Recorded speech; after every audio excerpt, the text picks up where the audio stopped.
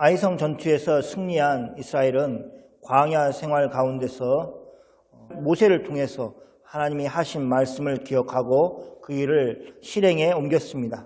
이것은 참으로 믿음의 행동의 귀한 모범이라고 할 수 있습니다. 아이성 전투를 통해서 이스라엘은 하나님이 허락하신 전리품을 얻었습니다. 갖가지 짐승들과 또 많은 금, 은, 폐물들을 또 그리고 여러 물건들을 얻었을 것입니다. 그것들이 그들의 손에 있을 때 그들은 하나님을 찾았습니다. 그렇게 할 수 있었던 것은 오직 그 전쟁의 승리가 자신들의 힘으로 거둔 것이 아니라는 사실을 알았기 때문입니다. 그것은 하나님이 지시한 대로 하였기 때문에 거둘 수 있었던 승리였습니다. 굳이 이스라엘이 무엇을 하였다고 하자면 그들은 하나님의 말씀에 순종한 것뿐이었습니다. 그렇기 때문에 전쟁의 승리에 취하지 않고 하나님이 가나안 땅에 들어가면 하라고 명령하신 그 일을 이스라엘이 할 수 있었습니다. 얼마나 많은 사람들이 작은 승리에 안주하고 더 나아가지 않으려고 합니까? 그것에 만족하여서 그 자리에 머물려고 합니까? 더 크신 하나님의 은혜가 있고 더 놀라운 하나님의 계획이 있는데도 불구하고 그것을 바라보지 못하는 것입니다. 그런 점에서 이스라엘은 분명히 믿음으로 임하였습니다. 그들은 하나님이 말씀하신 것처럼 축복의 말과 저주의 말을 가나안 땅에 와서 선포하였습니다. 그 말씀의 선포는 황량한 강야 가운데서 이스라엘에게 선포되었던 것과 같은 내용이면서도 다른 것이었습니다. 분명 내용은 같았습니다. 모세가 기록한 하나님의 말씀을 여호수아가 다시 기록하고 그것을 낭독하였기 때문에 그 내용은 같았습니다. 그러나 그 말을 듣는 청중들은 달랐습니다. 이스라엘은 하나님이 가나안 땅에서 두 번의 전쟁을 승리로 이끌어 주신 것을 목도하였습니다. 그들은 이제 전쟁에 능하신 하나님을 신뢰하고 가나안 땅을 하나님이 그들에게 주셨고 또 온전히 다 주실 것을 믿었습니다. 그들에게 하나님의 말씀은 너무도 지키고 싶은 그런 말씀이었습니다. 그 하나님의 말씀이 얼마나 달고 오묘한 말씀인지 이스라엘은 그 말씀을 지키고 싶은 마음이 가득하였습니다. 그것이 우리 그리스도인들이 가져야 될 영적인 상태입니다. 그런 그들에게 9장에서 어려움이 생겼습니다. 9장의 말씀은 하나님의 백성들이 어떤 삶의 자세를 가지고 있어야 하는가를 보여줍니다. 그리고 그런 가운데 또 하나님이 그 일에 대해서 어떻게 역사하시는가를 보여줍니다. 9장을 시작하면서 이스라엘이 놓인 외부적인 상황을 말하고 있습니다. 1절과 2절 말씀입니다. 이 일 후에 요단 서쪽 산지와 평지와 레바논 앞 대에 연안에 있는 헷 사람과 아모리 사람과 가나안 사람과 브리스 사람과 히위 사람과 여부수 사람의 모든 왕들이 이 일을 듣고 2절 같이 하겠습니다. 모여서 일심으로 여호수아와 이스라엘에 맞서서 싸우려 하더라. 이 일 후에는 에발산과 그리심산에서 하나님의 말씀을 낭독한 사건이 있기는 하지만 그것보다는 내용으로 본다면 이스라엘이 여리고성을 점령하고 또 아이성마저 차지하게 된 사건이 일어난 후를 말하는 것입니다. 이처럼 이스라엘은 가나안 땅에 들어왔고 가나안의 성읍들을 차례로 차지해 가기 시작했습니다. 그래서 가나안 땅에 살고 있는 여러 족속들과 그들의 왕들이 이 일을 듣고 함께 모였습니다. 그리고 그들은 함께 모여서 한 마음으로 여호수아와 이스라엘을 맞서서 싸우기로 뜻을 모았습니다. 하나님의 백성인 이스라엘을 대항하여 세상의 왕들이 할 수 있는 것은 이처럼 자신들의 부족한 힘들을 모아 이스라엘을 대적하는 길밖에 없었습니다. 그들은 본능적으로 지금 벌어지고 있는 일이 그냥 조용히 사그라질 일이 아니라는 것을 알았습니다. 그 불길이 더욱 거세어져서 온 가나안 땅을 쓸어버릴 것이라는 것을 알았습니다. 그래서 그들은 전에는 서로 다투며 싸웠지만 지금은 한 마음으로 뜻을 모아 이스라엘을 대적하려고 모였습니다. 이것이 전체적인 가나안 족속들이 이스라엘에게 보인 반응이었습니다. 그런데 똑같이 이스라엘이 가나안 땅에 들어와서 했던 일을 들은 기브온 주민들은 그들과는 전혀 다른 반응을 보였습니다. 그리고 성경은 그 일에 대해서 아주 자세하게 말하고 있습니다. 3절 말씀입니다. 같이 읽겠습니다. 기브온 여호수아가 여리고와 아이에 행한 일을 듣고, 기브온 주민들이 여호수아가 여리고와 아이에 행한 일을 들었다고 성경은 말하고 있습니다. 이것은 다른 가나안 족속들과 그들의 왕이 들었던 것과 같은 내용이었습니다. 기브온 사람들은 꾀를 내었습니다. 즉 여호수아를 속이기로 결정하였습니다. 그 일을 위해서 그들은 사신을 여호수아에게 보내기로 하였습니다.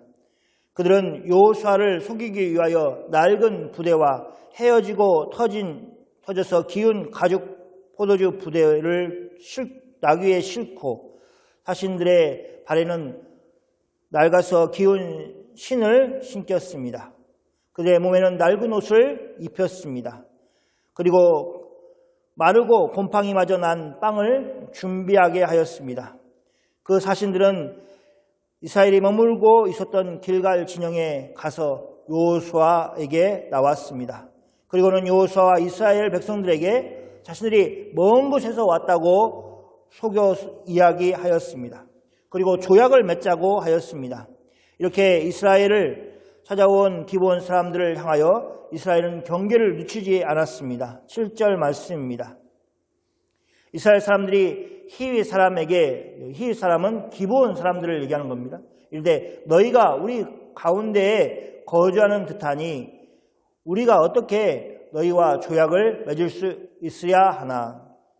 이스라엘은 기브온 사람들을 보고 그들이 이스라엘 가까이에 있는 것은 아닌가 하는 의심을 하였습니다. 이스라엘 백성들은 그들의 행적을 보고 그들이 가나안 땅에서 거주하는 사람들이 아닌가 하는 의심을 하였습니다.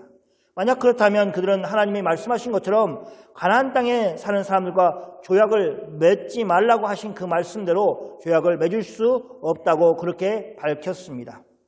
기브온의 사신들이 이 이스라엘의 말을 듣고 조금도 동요하지 않았습니다. 그렇게 사신들이 동요하지 않았던 것은 그들이 이미 여호수아를 속이려고 작정을 하였기 때문입니다. 그래서 사신들은 자신들이 이스라엘 가운데 거주하는 사람들이 아닌지 또 그런 사람인지 말하기 전에 자신들의 항복을 선언하는 말로 이스라엘의 관심을 다른 데로 쏠리게 만들었습니다. 8절 말씀입니다. 한번 읽어볼까요? 그들이 여호수아에게 이르되 우리는 당신들의 종이이다 하며 여호수아가 그들에게 묻되 너희는 누구며 어디서 왔느냐 하니 이스라엘이 처음에 의심하였던 너희가 우리와 가까운 곳에 사는 사람들이 아니냐라는 질문에 답하기보다는 그들은 우리는 당신의 종들이니이다 라는 말로 이스라엘의 주의를 다른 곳으로 옮겼습니다. 그런 여호수아에게 그렇게 말을 하였습니다. 기드온에서 온 사신들은 평등 조약을 맺기 위해서 온 것이 아님을 여호수아에게 밝혔습니다. 그들은 이미 종이 될 결심을 하고 왔습니다. 그들은 종과 주인의 관계로 조약을 맺을 준비를 하고 왔다는 것을 밝혔습니다. 이것은 여호수아의 관심을 이끌기에 충분하였습니다. 그래서 여호수아는 그들이 누구며 어디서 왔느냐고 물었습니다. 이미 그전까지는 여호수아는 전혀 관심을 가지지 않았는데 그들이 자신들을 이스라엘의 종으로 삼아달라고 하는 말을 함으로 여호수아가 관심을 가진 것처럼 그렇게 성경은 표현하고 있습니다. 기브온의 속임수는 계속되었습니다. 여호수아와 이스라엘은 이미 절반쯤 속아 넘어갔습니다. 그리고 기브온 사람들은 그런 여호수아에게 속이는 밑밥을 더 많이 던졌습니다. 9절과 10절 말씀입니다. 그들이 여호수아에게 대답하되 종들은 당신의 하나님 여호와의 이름으로 말미암아 심히 먼 나라에서 왔사오니 이는 우리가 그의 소문과 그가 애굽에서 행하신 모든 일을 들으며 같이 하겠습니다. 또 그가 요단 동쪽에 있는 아모리 사람의 두 왕들 곧 히스본 왕 시온과 아스다숫에 있는 바산한 왕 옥에게 행하신 모든 일을 들었음이니이다. 기브온의 사신들이 여호수아에게 한 말은 무엇입니까? 첫째, 그들은 하나님 여호와의 이름을 사용하고 있습니다. 그들은 먼 나라에서 올 수밖에 없었던 이유가 바로 이스라엘의 하나님 여호와의 이름 때문이라고 말합니다. 어떤 하나님의 이름입니까? 어떤 하나님의 명칭입니까? 그들은 하나님의 소문을 들었습니다. 하나님이 애굽에서 이스라엘을 위하여 행하신 모든 일을 그들은 들었습니다. 그렇게 애굽에서 하나님이 행하신 일뿐만 아니라 요단 동쪽에 있는 아모리 사람의 두 왕들에게 행하신 일도 그들은 들었다고 말하고 있습니다. 두 번째는 그들은 절반의 사실만 이야기를 하였습니다. 사실 기브온 사람들이 들었던 소문은 다 사실이었습니다. 그들은 들었습니다.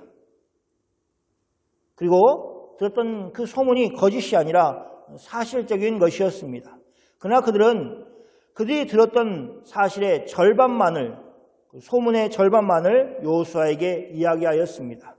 이처럼 이스라엘과 조약을 맺으려고 하였던 것은 요단 동편의 왕들이 이스라엘 앞에서 망하였기 때문이 아니었습니다. 더욱이 이미 40년도 전에 애굽에서 하나님이 행하신 일 때문에 그런 것이 아니었습니다. 그것도 하나의 이유가 될 수는 있지만 사실은 더 중요한 것은 요단강을 건너서 가나안 땅에 들어온, 그래서 여리고성과 아이성을 함락하였던 이스라엘과 그들의 신 하나님을 두려워서 이렇게 나온 것입니다. 그래서 그들은 그 사실을 숨기고 절반의 사실만 이야기하였습니다. 마치 최근에 벌어진 일에 대해서는 소문으로도 들은 적이 없는 것처럼 그들은 최근 일에 대해서 이야기하지 않았습니다. 그 최근 일 때문에 이스라엘과 조약을 맺으려고 하는 것이 아닌 것처럼 이스라엘을 속였습니다. 그러면서 그들은 치밀하게 속이기 위해서 준비한 물건들을 여호수아와 이스라엘 앞에 펼쳐 놓았습니다. 마치 그것으로 자신들의 속이는 일을 완성시키려는 듯이 그렇게 하였습니다. 12절과 13절 말씀입니다. 같이 한번 읽어보겠습니다. 우리의 이 떡은 우리가 당신들에게로 오려고 떠나던 날에 우리들의 집에서 아직도 뜨거운 것을 양식으로 가지고 왔습니다. 보소서 이제 말랐고 곰팡이가 났으며 또 우리가 포도주를 담은 이 가죽 부대로 새 것이었으나 찢어지게 되었으며 우리의 이 옷과 신도 여행이 매우 길었으므로 낡아졌나이다 한지라. 그들은 먼저 당신의 하나님 여호와의 이름으로라고 말함으로 이스라엘의 환심을 샀습니다. 그리고 이스라엘의 마음을 열고 그들이 말하는 소리를 이스라엘이 듣고 있을 때에 그들은 작정하고 거짓말로 이스라엘을 속였습니다. 단지 몇 마디의 말로 그들을 속인 것이 아니라 미리 준비한 물건을 보여주면서 시청각 자료를 사용하여서 속였습니다.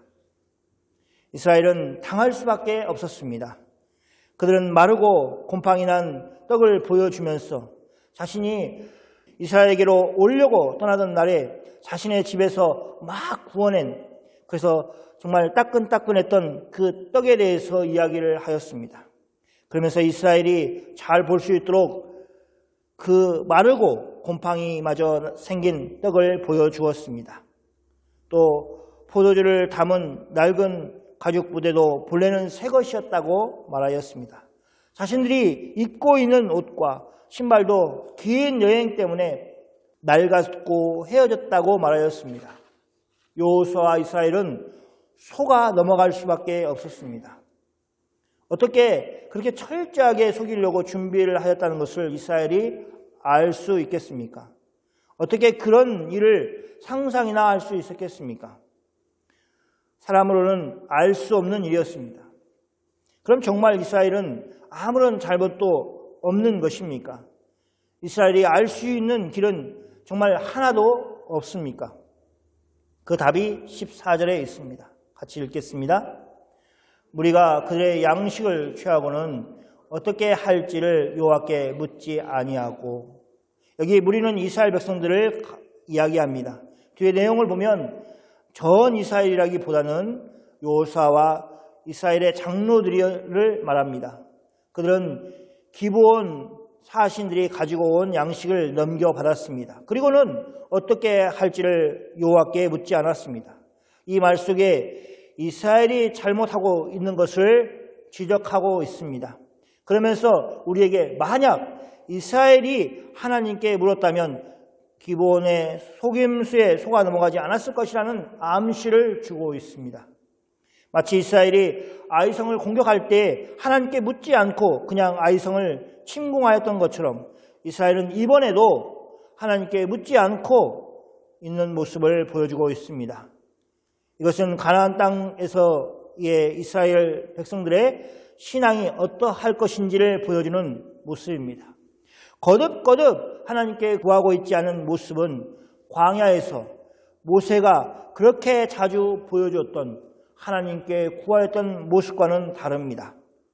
여호수아는 가나안 땅에서 거듭 하나님께 구하지 않으므로 자신뿐만 아니라 이스라엘 백성들이 위기에 처하는 상황에 빠뜨렸습니다.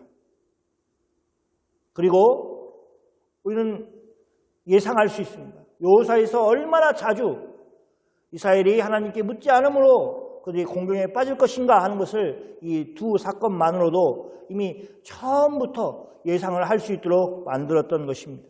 15절 말씀을 보겠습니다. 여호수아가 곧 그들과 화친하여 그들을 살리리라는 조약을 맺고 회중 족장들이 그들에게 맹세하였더라.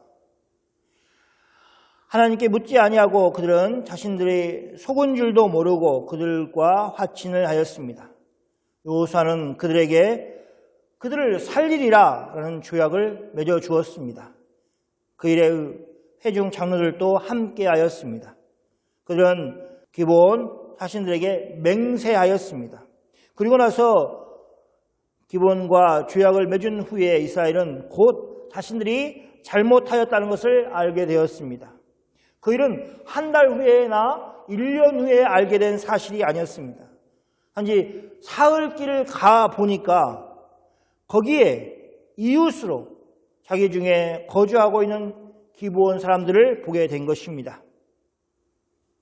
그것을 아는 데는 딱 사흘밖에 걸리지 않았습니다. 이스라엘이 행군하여 3일째 되는 날에 기브온의 여러 성들에 도착을 한 것입니다. 마땅히 전쟁을 해서 차지해야 할 땅임에도 불구하고 그들은 하나님의 이름으로 그들을 살리리라 라고 맹세를 하였기 때문에 그들을 죽일 수가 없었습니다. 그 대신에 그들을 종으로 삼다고 말하였습니다. 그들은 기브온과 이미 조약을 한 내용이었습니다. 21절 말씀을 함께 보겠습니다. 무리가에게 이르되 그들을 살리라 하니 족장들이 같이 읽겠습니다. 그들에게 이르는 대로 그들이 온 회중을 위하여 나무를 패며 물을 깃는 자가 되었더라. 족장들은 먼저 기브온 사람들을 살리라고 명령하였습니다. 그들을 죽일 수 없었습니다. 그것은 하나님의 이름으로 조약을 맺었기 때문입니다. 그러면서 족장들은 이스라엘 백성들을 달래는 말로 비록 기브온 사람들을 살려둔다 하더라도 이스라엘 가운데서 나무 패는 자와 물 깃는 자로 살도록 할 것이라고 말하였습니다. 이스라엘 백성들이 얼마나 의기양양했겠습니까? 아이성을 차지하면서 하나님이 우리를 도우신다라는 그런 엄청난 기대감을 가지고 이제 여리고성에 또 그리고 아이성을 함락하였던 그들이 이제 누군가 가나안 땅에서 만나면 우리가 붙어서 이길 것이다. 그럼 이기면 어떻게 됩니까? 전리품을 얻을 것이다 라는 그런 큰 기대감을 가지지 않겠습니까? 그래서 저 멀리 보이는 마을을 보면서 야, 저 마을을 우리가 공격을 해가지고 저 사람들을 죽이고 우리가 그것들의 모든 소유를 다 빼앗아서 내 것으로 만들 수 있겠구나 하는 그 기대감을 가지고 있지 않았겠습니까? 그런데 그 기대감이 한순간에 무너져 내렸습니다. 엄청난 비난이 이 장로들과 또 그리고 여호수아에게 있었을 것을 우리는 충분히 예상할 수 있습니다. 그렇기 때문에 이 말로 지금 족장들이 이스라엘 사람들을 달래고 있는 것입니다. 그들이 온 회중을 위하여 나무를 패며 물을 깃는 자가 되었더라 이렇게 얘기하고 있습니다. 여기에 보면 기브온 사람들이 어떤 이스라엘 한 사람의 종이 된 것이 아니라는 것을 알 수 있습니다. 마치 이스라엘 전체의 종이 된 것처럼 말하고 있습니다. 그런데 이 표현보다도 더 구체적이면서도 하는 역할마저 다르게 느껴지는 일을 할 것이라는 것을 성경이 말씀하고 있습니다. 23절 말씀입니다. 같이 한번 읽어보겠습니다. 그러므로 너희가 저주를 받나니 너희가 대를 이어 종이 되어 다 내 하나님의 집을 위하여 나무를 패며 물을 깃는 자가 되리라 하니 여호수아가 기브온 사람들을 불러다가 하는 말 중에 이 말이 있었습니다. 여호수아는 먼저 그들이 이스라엘을 속였다는 것을 지적하였습니다. 그들의 잘못을 지적하고 그렇기 때문에 너희가 저주를 받나니 라고 말하고 있는 것입니다. 그리고 그 결과로 그들이 대를 이어 종이 되어야 한다고 밝히고 있습니다. 그러면서 그들이 종이 되어 다 하나님의 집을 위하여 나무를 패며 물을 깃는 자가 될 것이라고 말합니다. 여호수아는 장로들이 이스라엘 백성들에게 이야기한 것과 같이 그들이 나무를 패고 물을 깃는 일을 할 것이라고 하면서도 그 일에 제한을 두고 있습니다. 이스라엘 장로들은 기브온 사람들이 이스라엘을 위하여 나무를 패고 물을 깃는 일을 할 것처럼 이스라엘 백성들에게 말하였지만 여호수아는 어떻습니까? 그들이 나무를 패고 물을 깃는 일을 하나님의 집, 즉 성전을 위하여서 할 것이라고 말하고 있습니다. 그러니까 이스라엘 각 개인을 위해서 나무를 깃는, 물을 깃는다든지 나무를 패는 일을 하는 것이 아니라 하나님의 집, 성전에서 또 성막에서 일하게 될 것이라고 말하는 것입니다. 그 일을 27절에서는 더욱 구체적으로 말하고 있습니다. 27절 한번 읽어보겠습니다. 그날에 여호수아가 그들을 여호와께서 택하신 곳에서 회중을 위하여 여호와의 제단을 위하여 나무를 패며 물을 깃는 자들로 삼았더니 오늘까지 이르니라. 이 말씀을 보면 그들이 여호와께서 택하신 곳, 즉 성막, 그리고 나중에는 성전을 이야기할 것입니다. 그곳에서 회중을 위하여 여호와의 제단을 위하여 나무를 패며 물을 깃는 사람들로 삼았다고 말하고 있습니다. 분명 나무는 제단을 위하여 사용하였기 때문에 제사를 드려야 하는 나무를 팬 것이 맞습니다. 하나님 앞에 이스라엘 백성들 중에 한 사람이 제사를 드리기 위해서 나왔을 때 그런 번제물이든지 어떤 제물을 태우기 위해 나무가 필요하였습니다. 그런데 그 나무를 패는 일을 이스라엘이 직접 한 것이 아니라 기브온 사람들이 하도록 그렇게 하였다는 것입니다. 그래서 한편으로는 회중을 위한 일이 될 수 있습니다. 왜냐하면 그 회중들이 나무를 패는 것이 아니라 대신 해줬기 때문에 그렇습니다. 그러나 다른 한편으로는 여호와의 제단을 위해서 한 일이 되었습니다. 왜냐하면 제사가 진행되기에 필요한 나무를 준비하는 일을 하였기 때문에 그렇습니다. 물을 깃는 것도 마찬가지입니다. 제사 전에 정결 의식을 하기 위하여 손을 씻는다든지 하는 그 물이 필요한 그 일을 공급하는, 물을 깃는 일을 하는 것으로 그들이 쓰임을 받았습니다. 이처럼 기브온 사람들은 이스라엘의 종으로 살면서 성전에서 제사를 위하여 일하였습니다. 그를 어떻게 보면 자신들의 생명만 구원한 것이 아니라 하루아침에 하나님의 집에서 하나님께 제사를 드릴 준비를 하는 중요한 역할을 맡은 사람들이 되었습니다. 그만큼 그들 복된 삶이 약속된 것입니다. 사랑하는 성도 여러분, 여호수아를 시작하면서 하나님은 여호수아에게 하나님의 말씀을 지켜 행하라고 말씀하셨습니다. 그리고 그 여호수아에게 하신 말씀이 여호수아를 관통하는 말씀이 되었습니다. 하나님 말씀을 지켜 행할 때 여호수아와 이스라엘은 하나님이 주시는 은혜를 받으면서 살았습니다. 그러나 하나님의 뜻을 구하지 않고 그래서 당연히 하나님의 뜻대로 행하지 않았을 때 이스라엘은 항상 위기와 고난을 겪었습니다. 오늘 본문에서는 하나님의 백성 이스라엘을 향하여서 대치되는 두 종류의 집단을 보여주고 있습니다. 처음에 나온 족속과 그들의 왕들은 모여서 일심으로 여호수아와 이스라엘에 맞서서 싸우겠다고 결심을 하였습니다. 그들은 하나님과 대적해 보겠다고 결심을 한 것입니다. 그런 상황 속에서 전혀 다른 반응을 보인 사람들이 바로 오늘 우리가 다룬 기브온 사람들입니다. 우리는 어떠한 경우에도 그들이 이스라엘을 속인 것에 대해서 가볍게 생각해서는 안 됩니다. 그들은 분명 이스라엘을 속였습니다. 그래서 그들은 저주를 받아서 이스라엘의 종으로 살아야만 했습니다.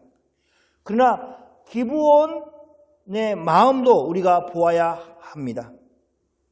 그들은 이스라엘을 대적한다면 그들이 여리고성의 사람들이나 아이성 사람들처럼 다 죽을 것이라는 것을 알았습니다. 그래서 그들은 종이 되는 경우가 있더라도 이스라엘과 조약을 맺는 것이 필요하다고 생각하여서 그 일을 한 것입니다. 그들은 기꺼이 이스라엘의 종이 되겠다고 약속을 하였습니다. 그런데 하나님은 놀랍게도 그들을 하나님의 성전에서 일하는 사람들로 사용하셨습니다. 그들을 하나님의 성전에 두심으로 그들이 하나님을 알고 하나님을 믿고 하나님을 마음으로 경배하도록 그들에게 길을 열어주셨습니다. 이런 기브온과 같이 살 길을 찾아서 그리스도께 나오는 모습이 요즘 사람들에게 없습니다. 사람들은 자신의 생각과 또 자신의 관심에 푹 빠져서 장차 어떤 일이 일어날지 알지 못하고 그래서 피난처 되신 예수님께 나오지 않고 있습니다. 만약 기브온이 그 일을 3일 정도 지체하였다면 어떤 일이 일어나게 됩니까? 그들은 이스라엘의 종이 되는 것이 아니라 이스라엘의 칼에 죽임을 당하였을 것입니다. 이스라엘에 의해서 기브온 모든 사람들이 죽는 일이 일어났을 것입니다. 이스라엘은 겨우 3일 만에 그들이 사는 땅에 도착을 하였습니다. 그러니 조금만 늦었더라면 그들은 이스라엘에 의해서 몰살을 당하였을 것입니다. 이처럼 급박하게 해야 할 일이 우리에게 있습니다. 바로 우리 자신이 온전히 구원받았는지를 살피는 것입니다. 그리스도께 자신을 드리는 항복을 하는 것입니다. 기브온 사람들처럼 예수님을 대적하다가 살아남을 수 없다는 것을 깨닫는 것입니다. 그럼 우리는 무엇을 해야 합니까? 예수님께 우리를 포기하는 항복을 해야 합니다. 이 항복이 우리의 삶 속에서 매일같이 이루어져야 합니다. 그럴 때 예수님은 가장 좋은 것으로 여러분에게 주십니다. 여러분의 삶을 인도해 주실 것입니다. 여러분이 생각하지 못했던 좋은 길로 인도하여 주실 것입니다.